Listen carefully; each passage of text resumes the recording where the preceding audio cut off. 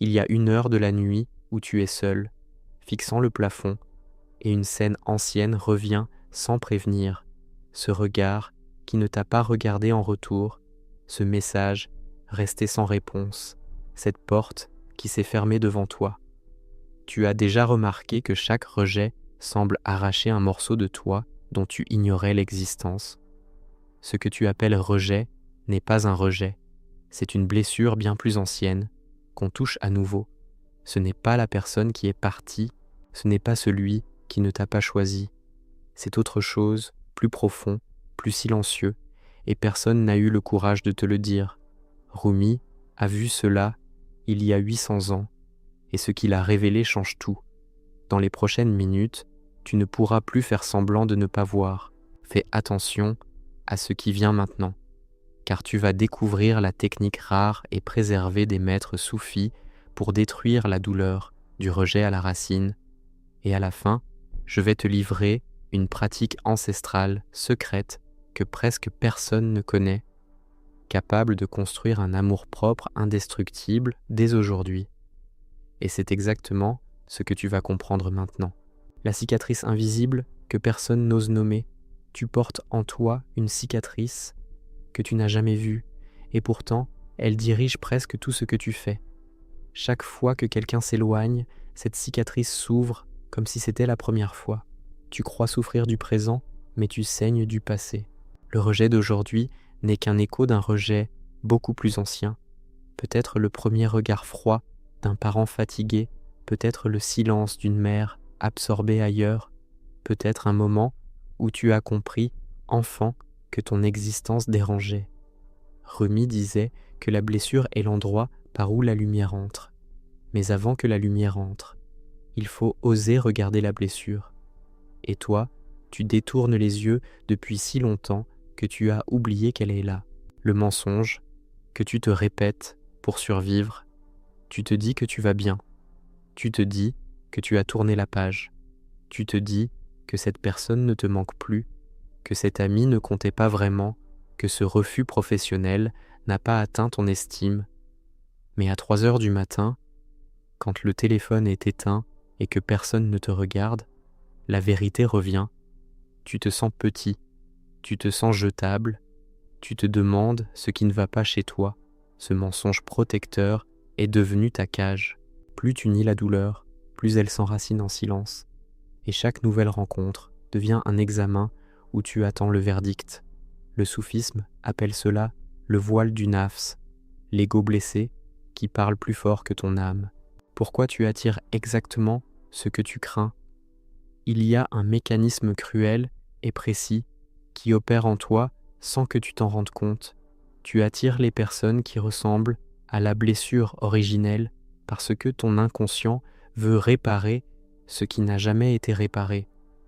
Tu choisis l'indisponible, tu poursuis celui qui s'éloigne, tu deviens invisible devant ceux qui pourraient vraiment te voir. Ce n'est pas de la malchance, c'est une fidélité aveugle à une douleur ancienne. Rumi écrivait que ce que tu cherches te cherche aussi, mais tant que tu cherches dans le miroir de la blessure, tu ne trouveras que des reflets de la même souffrance. La rupture commence quand tu cesses de demander aux mauvaises personnes de guérir ce qu'elles n'ont jamais cassé. Le piège du besoin d'être choisi. Tu attends d'être choisi pour exister. Tu attends qu'on t'invite, qu'on te valide, qu'on te confirme que tu mérites d'occuper l'espace. Et chaque fois que cela n'arrive pas, ton monde tremble. Le besoin d'être choisi est la prison la plus subtile, parce qu'elle ressemble à de l'amour, mais c'est de la dépendance. Tu confonds être désiré avec être aimé, être remarqué avec être important, être approuvé avec être en sécurité. Tant que ta valeur dépend du regard d'un autre, tu seras toujours à un message de la chute. Les soufis enseignent que celui qui se cherche dans les yeux du monde finit aveugle, et celui qui se trouve dans le silence de son propre cœur n'a plus jamais peur de l'abandon. La douleur qui parle une langue que tu ignores, cette douleur que tu fuis, essaie de te dire quelque chose depuis des années. Elle n'est pas ton ennemi, elle est messagère. Chaque rejet que tu vis est un coup frappé à la porte d'une pièce intérieure que tu n'as jamais visitée. Quand tu pleures après une rupture, Ce n'est pas seulement la perte présente que tu pleures, c'est toutes les fois où tu n'as pas pleuré avant. Le corps n'oublie rien. La poitrine se serre, la gorge se ferme, les mains tremblent, et tu crois que c'est de la faiblesse. Ce n'est pas de la faiblesse. C'est une vérité qui essaie de remonter. Rumi disait que les blessures sont des bouches par où Dieu parle. Es-tu prêt à écouter ce qu'elles disent? L'illusion de l'amour-propre construit avec des affirmations. On t'a vendu l'idée que l'amour-propre se construit en répétant des phrases positives devant le miroir. Que dire « je suis suffisant » 100 fois par jour aller réparer ce qui s'est cassé en toi à 6 ans. C'est faux, et tu le sais déjà parce que tu as essayé. Les affirmations sans confrontation sont du maquillage sur une fracture. L'amour-propre véritable ne naît pas de phrases répétées, il naît du moment où tu cesses de fuir ce que tu ressens. Il naît quand tu t'assois avec ta douleur sans vouloir la chasser. Le soufisme appelle cela le dhikr du cœur, la présence totale à ce qui est, sans jugement, sans correction, sans hâte de guérir. Pourquoi chaque rejet te rend plus dépendant et non plus fort? Tu penses que la souffrance va te rendre plus dur, plus invulnérable, plus immunisé. Mais c'est exactement le contraire qui se produit. Chaque rejet non digéré rend la prochaine rejection plus dévastatrice. Tu construis des murs là où tu devrais creuser des fondations. Les murs gardent la douleur dehors, mais ils gardent aussi l'amour dehors. Plus tu te protèges, plus tu deviens fragile parce que tu deviens isolé. Rumi écrivait que la cire qui fuit la flamme reste dure et froide, mais la cire qui se laisse fondre devient lumière. Tant que tu fuis ta propre flamme, tu restes froid, et le froid attire le froid, et tu te demandes pourquoi tu te sens toujours seul, le moment exact où tout commence à basculer. Il existe un instant précis dans la vie de chaque personne où la transformation devient possible. Cet instant n'est pas spectaculaire. Il n'y a pas de musique, pas d'éclair, pas de révélation cinématographique. C'est un moment silencieux où tu cesses de demander pourquoi on ne t'aime pas et tu commences à demander pourquoi tu ne t'aimes pas. C'est le retournement intérieur dont parlent tous les mystiques soufis, ce que Rumi nommait le tournant du cœur. Tant que ta question est tournée vers les autres, tu restes mendiant. Quand ta question se tourne vers toi, tu deviens chercheur. Et le chercheur trouve toujours, parce qu'il cherche au bon endroit. Le secret que les soufis transmettent depuis des siècles. Au cœur de l'enseignement soufi, il y a une vérité que peu de gens entendent vraiment, même quand on la leur dit. Tu n'as pas besoin d'être complet pour être aimé. Tu n'as pas besoin d'être guéri pour être digne. Tu n'as pas besoin d'être parfait pour être en paix. Le rejet d'autrui ne peut détruire que ce qui était déjà fragile en toi. Si tu construis ta valeur sur le sable mouvant de l'approbation, chaque vague te submergera. Si tu la construis sur le roc de ta propre conscience, aucune tempête ne pourra te déplacer. Rumi enseignait que tu n'es pas une goutte dans l'océan, tu es l'océan entier dans une goutte.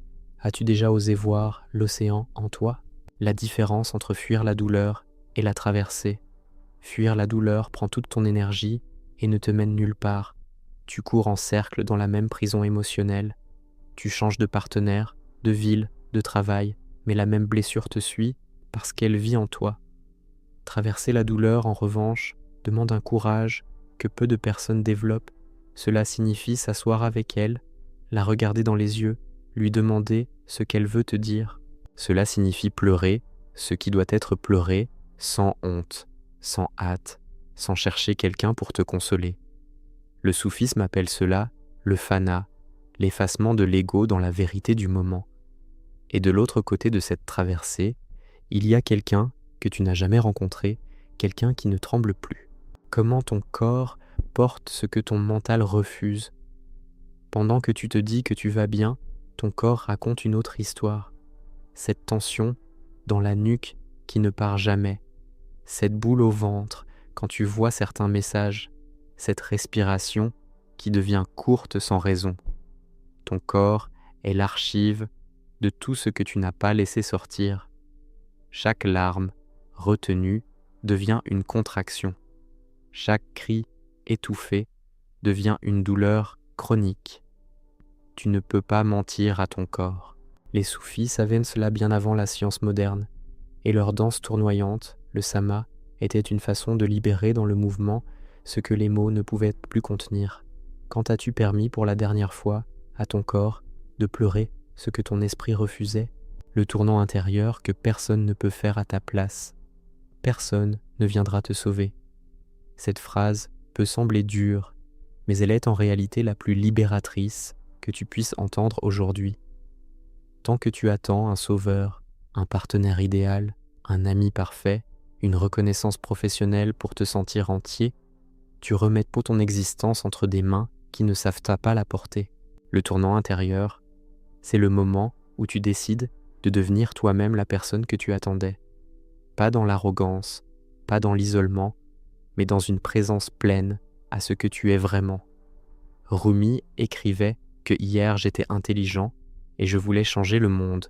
Aujourd'hui, je suis sage et je me change moi-même.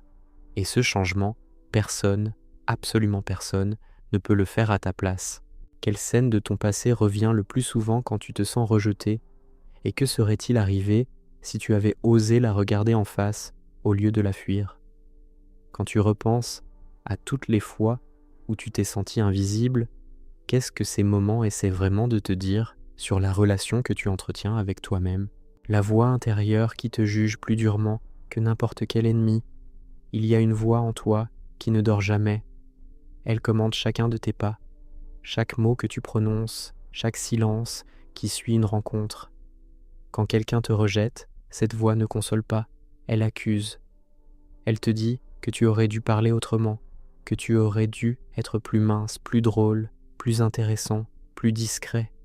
Cette voix est la véritable bourreau et tu la confonds avec ta propre conscience. Elle n'est pas toi. Elle est l'écho intériorisé de toutes les critiques que tu as reçues enfant. Rumi enseignait que l'âme parle en chuchotant tandis que l'ego hurle. Et tant que tu écoutes le hurleur, tu n'entends jamais le vrai message qui t'attend en silence. Le piège de vouloir prouver ta valeur à ceux qui ne t'ont pas vu, tu passes des années entières à essayer de devenir digne aux yeux de personnes qui ne te regarderont jamais vraiment. Tu construis des carrières pour impressionner un père absent. Tu sculptes ton corps pour mériter le regard d'une mère distante. Tu accumules des conquêtes pour effacer le souvenir d'un premier amour qui t'a quitté. Mais aucune réussite ne remplit le vide qui n'a pas été nommé. Tu peux gagner toutes les médailles du monde, le silence intérieur reste le même. Les soufis disent que celui qui court après l'approbation court après son ombre, et plus il accélère, plus l'ombre s'allonge. Tu n'as rien à prouver à ceux qui n'ont jamais voulu voir. Le seul regard qui peut te libérer est celui que tu poses enfin sur toi-même, sans pitié et sans cruauté. Pourquoi le silence après une rejection fait plus mal que les mots? Le pire n'est pas ce que la personne t'a dit, c'est ce qu'elle n'a pas dit. C'est le message qui n'arrive jamais. C'est l'appel qui ne sonne plus. C'est la chaise vide en face de toi à table. Le silence est une violence que personne ne nomme, et pourtant, il creuse plus profond qu'aucun mot. Tu remplis ce silence avec 1000 interprétations, et chacune est plus cruelle que la précédente. Tu te demandes ce que tu as fait, ce que tu n'as pas fait, ce que tu aurais pu être. Mais le silence de l'autre n'a jamais parlé de toi, il a toujours parlé de lui. Ce que les autres ne disent pas révèle leurs limites, pas ta valeur. Rumi écrivait que les mots sont une coquille, et le silence est l'amande, mais quand le silence vient de l'extérieur et non de l'intérieur, il devient poison au lieu de nourriture. La pratique sacrée de t'asseoir avec ce qui te dévore. Il existe une pratique simple et bouleversante que les maîtres soufis transmettent depuis des siècles et que presque personne dans le monde moderne n'ose réellement faire. Tu t'assois, tu fermes les yeux, tu laisses venir la douleur sans l'analyser, sans la justifier, sans chercher à la résoudre. Tu lui dis simplement « Je te vois, je suis là » et tu restes.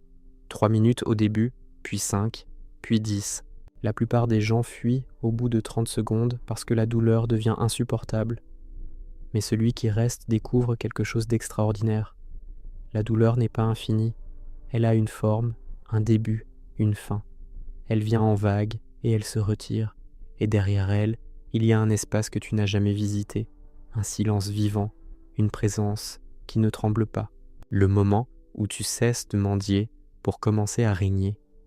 Il y a une bascule subtile qui se produit chez celui qui traverse vraiment ses rejets. Il cesse de demander la permission d'exister. Il cesse de chercher la confirmation dans les yeux des autres. Il cesse de modifier sa voix pour plaire, son rire pour ne pas déranger, ses opinions pour rester aimé. Cette bascule n'est pas de l'arrogance, c'est de la souveraineté. Tu commences à habiter ta propre vie au lieu de la louer aux regards extérieurs. Et le paradoxe est cruel et magnifique en même temps. Au moment exact où tu cesses de mendier l'amour, l'amour commence à apparaître partout autour de toi. Pas parce que tu es devenu digne, mais parce que tu es devenu disponible. Rumi enseignait que tu es né avec des ailes. Pourquoi préférer ramper à travers la vie? Comment chaque rejet contient une initiation déguisée? Ce que tu appelles rejet est en vérité une porte. Chaque personne qui s'éloigne de toi te libère d'un destin qui n'était pas le tien. Chaque opportunité qui se ferme te protège d'un chemin qui t'aurait éloigné de toi-même. Tu vois la fermeture, tu ne vois pas la protection. Tu vois la perte, tu ne vois pas l'épuration. Le soufisme enseigne que la vie ne te prend rien sans te préparer à recevoir quelque chose de plus aligné, à condition que tu cesses de t'accrocher à ce qui doit partir. La main qui serre ne peut rien recevoir. La main qui s'ouvre devient un bol où la grâce peut couler. Combien de tes plus grandes bénédictions sont-elles arrivées exactement après une rejection que tu pleurais comme une fin du monde? Le mystère de la blessure qui devient porte. Rumi écrivait cette phrase qui traverse les siècles et que peu de gens comprennent vraiment. La blessure est l'endroit par où la lumière entre. Cela ne veut pas dire que la souffrance est belle. Cela veut dire que sans fissure, rien ne peut pénétrer en toi. Une armure parfaite garde dehors aussi bien la douleur que la transformation. Ceux qui n'ont jamais été blessés restent superficiels parce qu'ils n'ont jamais eu besoin de descendre en eux. Ta blessure, aussi cruelle qu'elle paraisse, est le lieu exact où ta profondeur peut naître. Mais cela demande de cesser de la maudire et de commencer à l'écouter. Cela demande de comprendre qu'elle n'est pas venue pour te détruire, mais pour te révéler des couches de toi-même que la facilité n'aurait jamais touchées. Pourquoi l'amour-propre véritable n'a rien à voir avec se trouver beau? On a réduit l'amour-propre à des images dans le miroir, à des photos sur les réseaux, à des compliments qu'on attend des autres. Mais l'amour-propre véritable n'a aucun rapport avec ton apparence. Tu peux être considéré comme beau par tous et te haïr en silence. Tu peux ne correspondre à aucun standard et habiter ton corps avec une paix profonde. L'amour-propre, c'est la qualité de ta présence à toi-même quand personne ne regarde. C'est la façon dont tu te parles à 3 heures du matin. C'est la patience que tu as envers tes propres erreurs. C'est l'autorisation que tu te donnes d'exister sans excellence permanente. Les soufis appelaient cela le tawakkul intérieur, la confiance dans ce qui est, y compris dans ce que tu es, sans condition. Le pouvoir caché de ne plus avoir besoin de réponse. Il arrive un moment dans le chemin intérieur où tu cesses de chercher des réponses aux questions qui t'ont longtemps torturé. Pourquoi cette personne est partie? Pourquoi tu n'as pas été choisi? Pourquoi cette amitié s'est éteinte? Ces questions perdent leur urgence, non pas parce que tu as obtenu les réponses, mais parce que tu as compris que les réponses ne changeraient à rien à ce que tu dois maintenant devenir. Cette libération est immense. Tant que tu attends une explication, tu restes prisonnier de la situation. Quand tu acceptes que certaines choses ne seront jamais expliquées, tu reprends le pouvoir sur ta propre vie. Rumi disait que tu cherches une vérité, mais la vérité te cherche aussi, et elle ne te trouvera pas tant que tu fouilles dans les cendres du passé. Comment tu deviens enfin la maison que tu cherchais dehors? Pendant des années, tu as cherché un foyer dans les autres. une personne en qui te reposer, des bras qui ne lâcheraient jamais, un regard qui te verrait toujours pareil. Mais aucune personne extérieure ne peut être la maison de ton âme, parce que toute personne change, part, oublie, vieillit, meurt. La seule maison stable est celle que tu construis en toi. Cela ne signifie pas que tu n'as plus besoin de personne. Cela signifie que ta survie émotionnelle ne dépend plus de personne. Tu peux aimer profondément sans dépendre désespérément. Tu peux être proche sans être fusionné. Tu peux être seul sans être désespéré. Cette transformation est lente et silencieuse, mais elle est la révolution la plus radicale que tu puisses vivre. Le silence intérieur qui devient ton refuge inviolable. Quand tu commences à habiter vraiment ta présence, tu découvres un silence qui n'est pas absence de bruit, mais présence de toi-même. Ce silence devient ton refuge. Aucun rejet ne peut y entrer, aucune critique ne peut s'y installer, aucune absence ne peut le creuser. Ce silence n'est pas de l'indifférence, c'est de la souveraineté. Tu ressens toujours, tu aimes toujours, tu pleures toujours quand quelque chose mérite des larmes, mais tu reviens toujours à ce centre qui ne tremble pas. Les soufis nommaient cet espace le kalb, le cœur véritable, distinct des émotions passagères.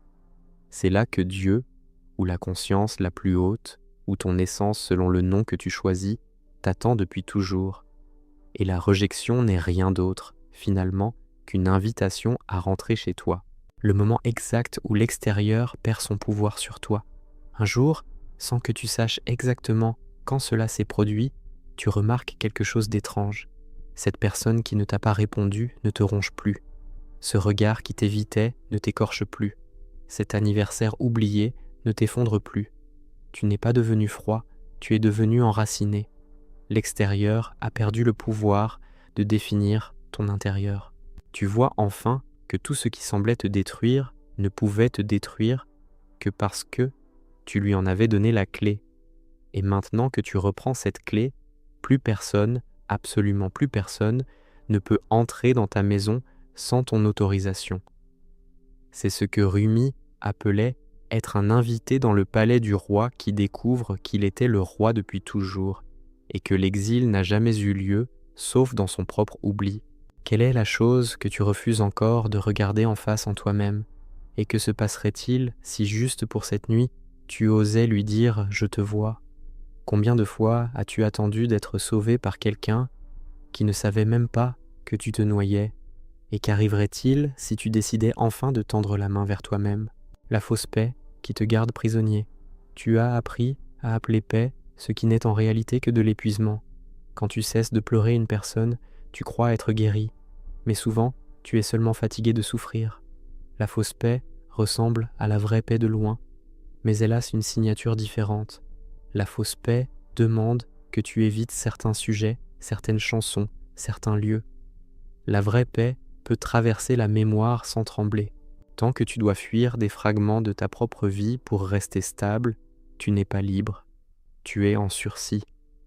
Les soufis enseignaient que la paix véritable ne s'obtient pas en éloignant la douleur, mais en la traversant jusqu'au bout. Tout ce que tu n'as pas digéré reste dans une chambre fermée de toi-même. Et un jour, quelqu'un te ressemblant à ton ancienne blessure tournera la poignée et tout reviendra. Comment ton enfant intérieur attend encore sa réponse. Quelque part en toi, il y a un enfant qui n'a jamais reçu de réponse. Il a posé une question avec son existence entière et le monde n'a pas répondu ou a mal répondu. Cet enfant n'a pas grandi. Il vit dans un coin de ta poitrine et chaque fois qu'on te rejette, c'est lui qui hurle dans le silence. L'adulte que tu es essaie de gérer la situation rationnellement, mais l'enfant prend le dessus et tu te retrouves à pleurer sans comprendre pourquoi tu pleures autant. Tant que tu ignores cet enfant, il continuera de saboter chaque relation, chaque opportunité, chaque moment de bonheur. Lui parler, c'est commencer la vraie guérison. Lui dire ce que personne ne lui a jamais dit. Lui dire que sa souffrance avait un sens. Lui dire qu'il n'a jamais été le problème. La vérité brutale sur ceux qui ne t'ont pas aimé. Voici quelque chose que personne n'ose te dire avec assez de clarté. Ceux qui ne t'ont pas aimé n'avaient pas la capacité d'aimer, indépendamment de toi. Tu n'as pas échoué à être aimable, ils ont échoué à aimer. Cette nuance change tout. Tu as passé des années à analyser ce que tu aurais dû faire différemment, alors que la vérité est qu'aucune version de toi n'aurait obtenu un amour qu'il n'était dit pas capable de donner. C'est cruel, parce que cela enlève l'illusion du contrôle. Tant que tu pensais que c'était de ta faute, tu pouvais espérer changer et obtenir un résultat différent. Quand tu acceptes que ce n'était jamais de toi qu'il s'agissait, tu perds l'illusion, mais tu gagnes la liberté. Rumi écrivait que tu n'es pas une goutte qui mendie l'océan, tu es l'océan déguisé en goutte qui s'oublie, le rituel quotidien qui change la qualité de ta présence.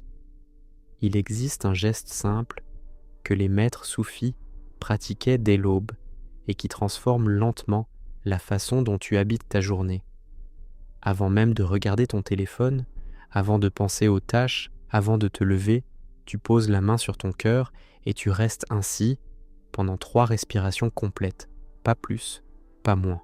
Pendant ces 3 respirations, tu ne demandes rien, tu n'analyses rien, tu reconnais simplement ta propre présence. Je suis là, mon cœur bat, je suis vivant. Ce geste minuscule reprogramme quelque chose de profond. Tu commences ta journée en te choisissant avant que le monde te demande de te disperser. Et quand le rejet vient ensuite, et il viendra, tu as déjà un point d'ancrage qui ne dépend de personne. Pourquoi attendre l'amour parfait te garde dans une prison invisible?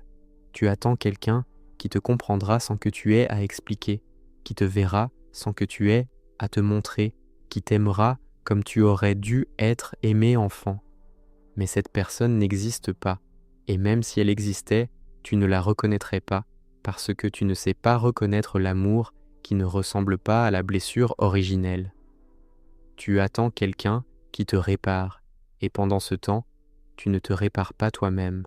Cette attente est la prison la plus subtile, parce qu'elle te donne l'impression d'avancer alors que tu es immobile. Le soufisme enseigne que celui qui attend l'eau dans le désert, sans creuser le puits, restera toujours assoiffé. Le puits est en toi. Personne ne peut creuser à ta place, et personne ne te donnera son eau quand son propre puits est sec. Le pouvoir de devenir ennuyeux pour ton ego. Ton ego adore le drame du rejet. Il s'en nourrit. Chaque humiliation devient une histoire qu'il raconte en boucle, chaque trahison devient un trophée de victime qu'il exhibe. Tant que tu écoutes cette voix, tu restes le personnage principal d'une tragédie qui se répète. Mais il existe un acte révolutionnaire. Devenir ennuyeux pour ton ego, refuser de raconter encore l'histoire, refuser de chercher la pitié, refuser de transformer chaque conversation en occasion de rappeler ce qui t'est arrivé. Cette discipline est rare et puissante. Au début, ton ego protestera violemment parce qu'il perd sa nourriture, mais peu à peu, le drame perd son pouvoir. Tu découvres que tu es bien plus que tes blessures et que ta vie peut s'écrire avec d'autres encres que celle de la souffrance. La danse soufie comme métaphore de ce que tu dois apprendre. Les derviches tourneurs ne tournent pas pour le spectacle. Leur danse est une cartographie spirituelle. Le bras droit, pointé vers le ciel, reçoit la grâce. Le bras gauche, tourné vers la terre, la transmet. Ils tournent autour d'un axe immobile en eux-mêmes. Et c'est exactement ce que tu dois apprendre. Le monde tournera autour de toi, les gens viendront et partiront. Les rejets et les acceptations alterneront. Mais toi, tu apprends à rester centré. Le mouvement extérieur n'a plus le pouvoir de te déstabiliser parce que tu as trouvé l'axe intérieur. Cette image n'est pas poétique, elle est pratique. Quand le prochain rejet arrivera, et il arrivera, demande-toi simplement où est ton axe. Si tu le perds, reviens-y. La souveraineté intérieure n'est pas l'absence de mouvement, c'est la capacité de rester centré dans le mouvement. L'art subtil de ne plus se trahir pour être aimé. Combien de fois as-tu dit oui alors que tu pensais non? Combien de fois as-tu ri à des plaisanteries qui te blessaient pour ne pas paraître susceptible? Combien de fois as-tu accepté un comportement que tu trouvais inacceptable parce que tu avais peur d'être seul? Chaque fois que tu te trahis pour être aimé, tu obtiens peut-être l'amour, mais tu perds la personne qui devait le recevoir. Celle qui reste après tant de compromis n'est plus tout à fait toi. C'est une version diluée, une version polie, une version aimable, mais étrangère. Le vrai amour-propre commence le jour où tu décides que tu préfères être seul avec ton intégrité qu'accompagné dans ta trahison. Cette décision change la qualité de toutes tes relations futures. Les bonnes personnes restent, les autres partent, et leur départ n'est plus une perte, c'est une libération. Comment reconnaître la vraie connexion quand elle arrive enfin? Pendant des années, tu as confondu intensité et amour. Tu pensais que plus quelque chose te bouleversait, plus c'était profond. Mais l'intensité est souvent le symptôme d'une blessure qui se rejoue, pas d'une connexion authentique. La vraie connexion a une autre signature. Elle est calme, elle ne te fait pas douter de toi. Elle ne te laisse pas attendre des messages pendant des heures. Elle ne t'oblige pas à deviner. Elle t'apaise au lieu de t'agiter. Quand elle arrivera, tu pourrais même la confondre avec de l'ennui, parce que ton système nerveux est habitué au chaos. Apprends à reconnaître la paix comme un signal de santé et non d'absence. Rumi écrivait que ce que tu cherches te cherche aussi, mais souvent ce que tu cherches arrive sous une forme que ton ancienne version de toi-même n'aurait pas reconnue, le secret le mieux gardé sur la solitude. Tout le monde te parle de la solitude comme d'un état à fuir, comme si être seul était la preuve d'un échec. Mais les maîtres soufis enseignaient le contraire. La solitude consciente est le berceau de toute transformation profonde. Pas l'isolement, pas la fuite, pas l'évitement des autres. La solitude choisie, où tu peux entendre tes propres pensées sans le bruit constant du monde. Tant que tu n'as jamais été vraiment seul avec toi-même, tu ne sais pas qui tu es. Tu ne connais que les versions de toi qui répondent aux autres. La rejection, aussi douloureuse soit-elle, te pousse parfois dans cette solitude que tu n'aurais jamais choisie volontairement. Et c'est précisément dans cet espace que tu peux enfin rencontrer la personne la plus importante de ta vie, celle que tu fuis depuis toujours, toi-même. Pourquoi tu n'as jamais été défectueux, seulement non vu? Il y a une nuance, que tout change, si tu la saisis vraiment. Tu n'as jamais été défectueux, tu as été non vu. Ce n'est pas la même chose.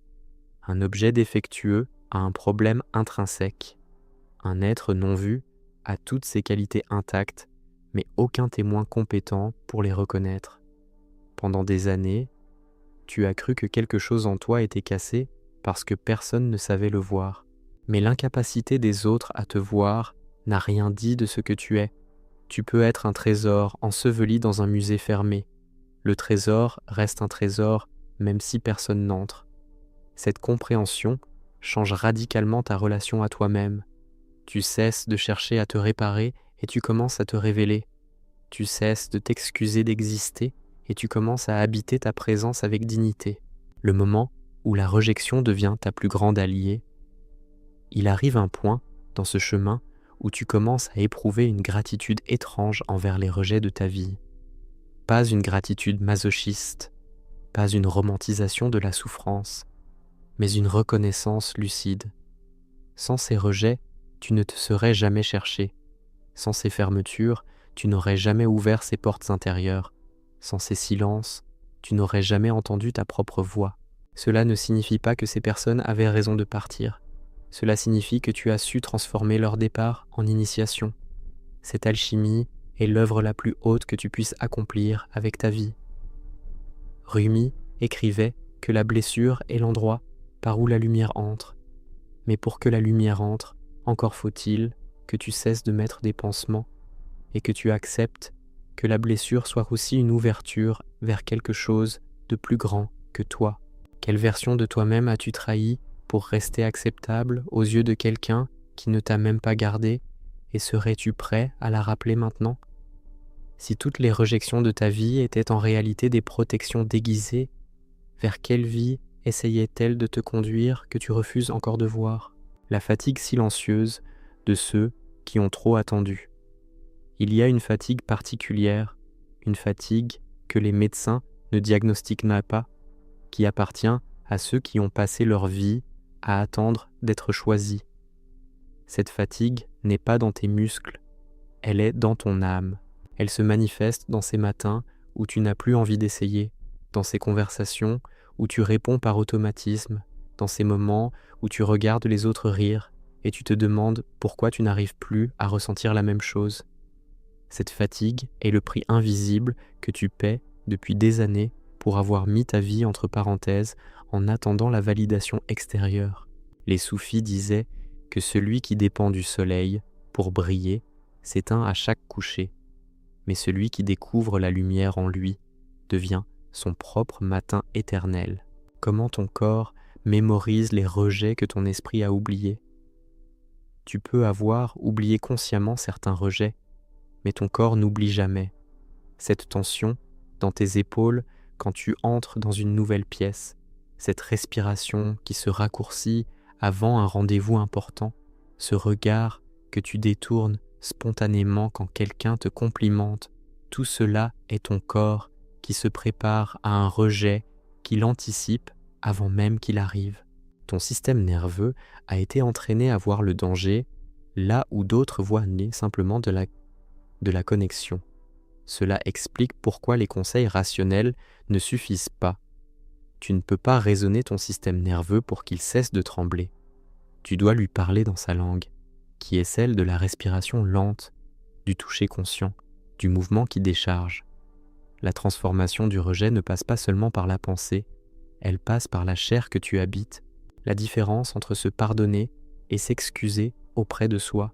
On t'a parlé du pardon, mais rarement du pardon que tu te dois à toi-même. Tu portes en toi un tribunal silencieux qui te juge pour chaque erreur, chaque mot mal placé, chaque relation que tu as laissé pourrir. Ce tribunal ne dort jamais. Et tant que tu y sièges comme accusé, aucune libération n'est possible. Te pardonner, ce n'est pas dire que tout va bien. C'est reconnaître que tu as fait ce que tu pouvais avec la conscience que tu avais à ce moment-là. Tu n'avais pas les outils que tu as aujourd'hui. Tu n'avais pas les mots que tu trouves maintenant. Tu n'avais pas la force que tu cultives en cet instant. Le toi d'hier ne savait pas. Le toi d'aujourd'hui peut enfin lui dire que ce n'est pas grave, que la marche continue, que la honte n'a plus le droit de gouverner ce qui vient ensuite. Le moment où tu deviens le témoin compatissant de ta propre histoire. Il existe un état rare et puissant que les contemplatifs soufis cultivaient pendant des années. Devenir le témoin compatissant de sa propre histoire. Ce n'est pas se détacher froidement, ce n'est pas observer avec indifférence. C'est se regarder soi-même avec la tendresse que tu offrirais à un ami qui souffre. Tu te vois traverser tes journées, tes peurs, tes maladresses, et au lieu de te juger, tu poses une main intérieure sur ton épaule. Tu te dis, je vois comme c'est difficile pour toi, je vois comme tu fais de ton mieux, je suis là. Cette présence à toi-même est plus guérissante que 1000 conseils de l'extérieur, parce que ce qui t'a manqué dans l'enfance, cette présence inconditionnelle, tu peux désormais te la donner à toi-même, et personne ne peut te la retirer. Pourquoi le silence des autres ne définit plus ton silence intérieur? Pendant longtemps, le silence des autres faisait écho au silence intérieur et l'amplifiait jusqu'à l'insupportable. Quand personne ne te répondait, c'était comme si toi-même tu cessais d'exister. Mais à mesure que tu construis ton propre dialogue intérieur, le silence extérieur change de nature. Il n'est plus un verdict sur ta valeur, il devient simplement de l'information sur la disponibilité de l'autre. Cette personne ne répond pas, et alors, cela parle de son monde, pas du tien. Le silence intérieur que tu cultives est désormais peuplé. Il y a toi, et c'est suffisant. Cette transformation est subtile, mais elle change tout. Tu peux désormais traverser des jours entiers sans validation extérieure et sentir que tu es entier. Rumi écrivait que la solitude est la condition pour que l'âme entende sa propre voix, et tant que tu fuis le silence, tu fuis ta propre vérité. La pratique ancienne, qui devient désormais ton héritage, Voici la promesse que j'ai faite au début, et le moment est venu de te la livrer entièrement. Cette pratique ancestrale est préservée, transmise dans les cercles soufis de bouche à oreille pendant des siècles, porte un nom dans la tradition. Elle s'appelle le muraqaba du cœur, et la version simplifiée que je vais te transmettre maintenant est celle que tu peux pratiquer dès ce soir, sans aucune préparation, dans n'importe quelle pièce silencieuse de ta maison. Elle se déroule en 7 passages précis et elle dure exactement 11 minutes parce que 11 est le nombre que les soufis associent à l'unité retrouvée entre l'âme et son centre. Premier passage. La posture du retour. Tu t'assois sur le sol ou sur une chaise, le dos droit, mais sans rigidité. Tes mains reposent sur tes cuisses, paumes ouvertes vers le ciel. Cette ouverture des paumes n'est pas symbolique, elle est physiologique. Elle indique à ton système nerveux que tu n'es pas en posture de défense. Tu fermes les yeux. Tu prends conscience que tu es revenu chez toi, dans ton propre corps, après une journée passée dispersée dans les attentes des autres. Deuxième passage. La respiration des 3 portes. Tu inspires lentement par le nez en comptant jusqu'à 4. Tu retiens l'air en comptant jusqu'à 4. Tu expires par la bouche en comptant jusqu'à 6. Tu fais ce cycle 7 fois. Chaque expiration plus longue que l'inspiration envoie un signal direct à ton nerf vague et calme l'agitation intérieure. Cette respiration n'est pas un exercice de relaxation, c'est une clé qui ouvre la porte du cœur véritable. Troisième passage. La main sur le cœur. Tu poses ta main droite sur ton cœur, doucement, comme si tu déposais quelque chose de précieux. Tu sens les battements. Tu reconnais que ce cœur bat pour toi depuis le premier jour de ta vie, sans jamais te demander la permission, sans jamais s'arrêter parce que quelqu'un t'a rejeté. Ce cœur t'a toujours été fidèle. Pendant que les autres partaient, il restait. Pendant que les autres oubliaient, il battait. Cette reconnaissance simple est déjà une thérapie ancestrale. Quatrième passage. La phrase sacrée de Rumi. Tu prononces intérieurement ou à voix basse une phrase exacte que Rumi a laissée dans ses écrits. Je ne suis pas la goutte qui mendie l'océan, je suis l'océan déguisé en goutte. Tu la répètes 7 fois, lentement, en laissant chaque mot descendre du mental jusqu'à la poitrine. Cette phrase n'est pas une affirmation positive vide. Elle est une vérité métaphysique que les soufis tenaient pour fondamentale. Tu n'es pas un fragment qui cherche à se compléter. Tu es une totalité qui s'est temporairement oubliée. Cinquième passage. L'évocation du visage qui t'a blessé. Avec courage, tu laisses venir le visage de quelqu'un qui t'a rejeté. Pas pour t'enfoncer, mais pour transformer. Tu le regardes intérieurement et tu lui dis cette phrase précise « Je te libère de la mission de me valider. Je reprends ce que je t'avais confié. » Cette parole n'est pas adressée à la personne réelle, elle est adressée à l'image que tu portes en toi et qui continue de te juger. Tu coupes énergétiquement le fil qui te maintenait dépendant. Sixième passage, la récitation du nom intérieur. Tu prononces ton propre prénom à voix basse comme une mère bienveillante qui appellerait son enfant. Tu le répètes 3 fois. Cette pratique est plus puissante qu'il n'y paraît. Pendant des années, ton prénom a été prononcé par d'autres avec impatience, avec déception, avec colère, avec indifférence.